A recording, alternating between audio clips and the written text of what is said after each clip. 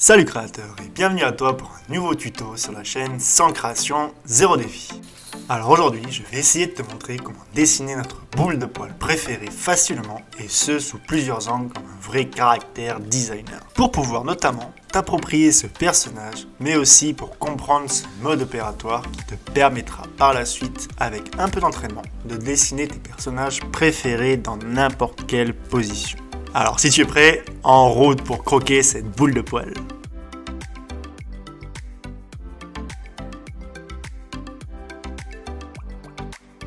Pour commencer, tu vas devoir te munir d'une feuille ou de ta tablette préférée. C'est plus simple pour dessiner à ce qui paraît. Place ensuite cette feuille en position paysage pour avoir le plus d'espace possible. Et enfin, trace de lignes horizontales parallèles assez espacées pour y faire entrer le corps de Totoro.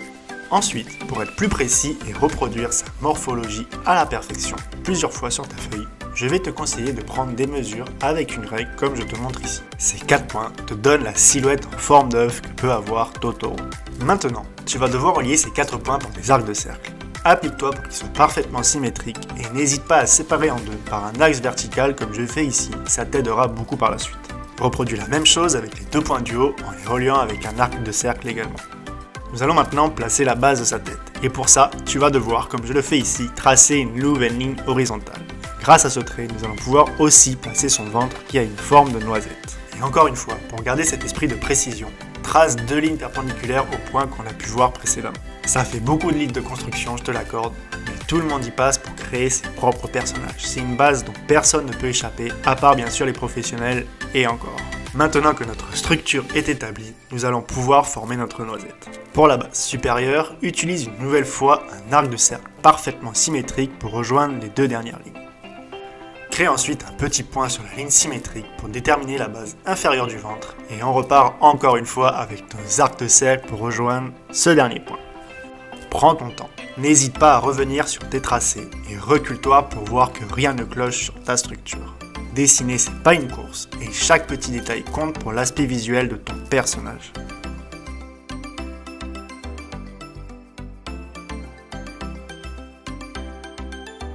Nous allons maintenant attaquer les détails de notre boule de poil. Alors comme je le fais ici, place une petite bouche caractérisée tout simplement par un petit trait juste au-dessus du ventre tout en t'aidant encore une fois de la ligne de symétrie.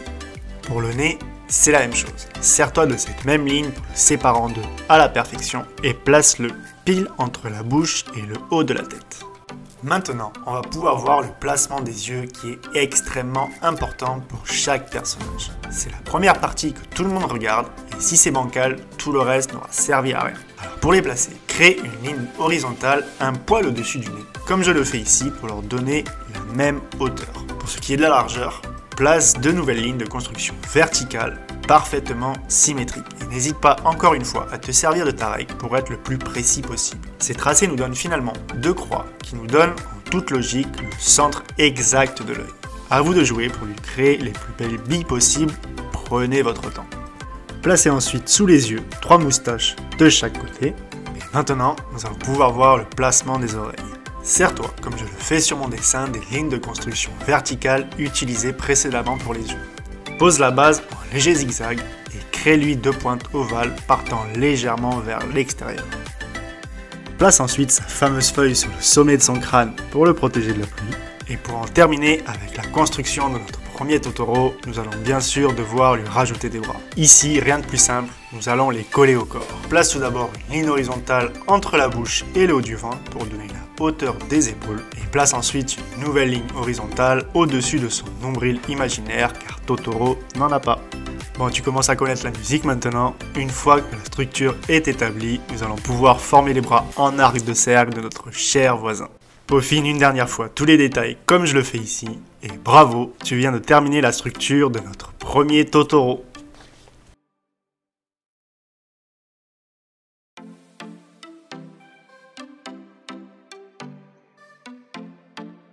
Maintenant que tu connais les astuces pour créer un dessin de Totoro de face, amuse-toi à varier les détails de tes croquis comme je le fais ici. Et pour ma part, c'est la partie la plus amusante car les possibilités sont infinies. Une fois la structure établie, il ne tient qu'à toi de t'approprier ce personnage. Pour le deuxième, j'ai tout simplement décidé de lui former une nouvelle bouche, mais aussi de lui écarter les bras. pense tout de même aux lignes de construction si besoin.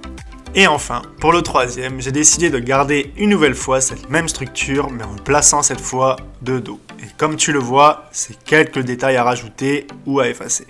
Avant d'aller plus loin, on voulait connaître ton avis. Que penses-tu de ce genre de vidéo tutoriel directement en lien avec nos docudrones? Comme ici, pour celui en hommage aux 80 ans de Miyazaki, dont on vous met le lien juste ici si vous ne l'avez toujours pas vu d'ailleurs. Penses-tu que cela pourrait t'aider à réaliser les défis Instagram? N'hésite pas à nous donner ton ressenti en commentaire et si tu as la moindre question ou suggestion, c'est pareil, parlons-en, car votre avis nous intéresse vraiment. Retour maintenant à la fin de notre tuto et d'une première étape critique à la qualité de ton dessin.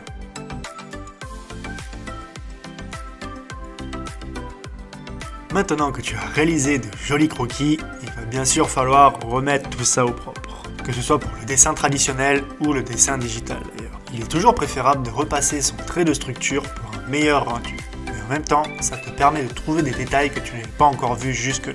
L'ancrage, on aime ou on déteste, mais il faut bien y passer pour avoir de belles finitions. Alors autant sur digital, on s'en fout un peu, car on peut toujours attraper, mais sur papier, c'est du one shot, pas le droit à l'erreur. Et autant vous dire que Totoro n'est clairement pas le plus simple à ancrer avec ses longues lignes courbées. Mais pas de panique, je vais vous donner quelques astuces. Pour mon premier Totoro, je vais faire un ancrage traditionnel avec des lignes franches. Alors pour les moins avertis, prenez-vous une feuille à part et tracez de grandes lignes courbées avec un crayon de papier. Et essayez de les surligner avec vos stylos ou vos stylos plumes. N'hésitez jamais à tourner la feuille, c'est extrêmement important car vous serez plus efficace avec un mouvement précis et répété. Faites aussi l'expérience de repasser ces lignes en les ramenant vers vous ou en les repoussant vers l'extérieur. C'est propre à chacun, mais vous serez peut-être surpris du résultat. Pour ma part, je préfère tracer les lignes vers moi. Enfin, pour ce qui est de l'ancrage classique de ce premier Totoro, pensez à varier les épaisseurs de traits. Ça rajoute du volume et de la profondeur à vos personnages. Pour le deuxième Totoro, nous allons procéder autrement et plus facilement. Pour l'ancrer, réalisez des pointes comme si Totoro subissait une bourrasque de vent. L'ancrage est plus rapide, moins dangereux et ça donne du style à votre dessin qui peut-être n'avait pas prévu l'arrivée du vent. Et enfin, pour le troisième, on va garder la même stratégie et penser à un événement climatique comme la pluie. Réalise donc un tracé tremblant pour donner l'effet de poils ébouriffés à notre cher voisin Totoro. Mais tu peux rajouter aussi des éléments d'intempérie pour venir appuyer ton ancrage. Vous voyez, il y a plus d'une méthode pour ancrer ces personnages et cette technique doit vous appartenir pour vous forger un style qui vous est propre à tel point que tout le monde reconnaîtra votre patte rien qu'en regardant vos dessins.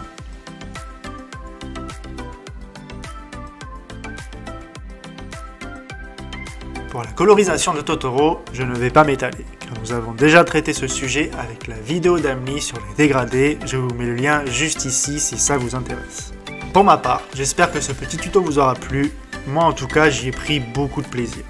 N'hésitez pas à vous abonner en activant la cloche si vous avez envie de voir d'autres vidéos avec nous. Si vous avez Instagram, n'hésitez pas à aller faire un tour aussi sur notre page Sans création, zéro défi, qui vous propose des défis de dessin toutes les 2 semaines et repartage ainsi vos dessins.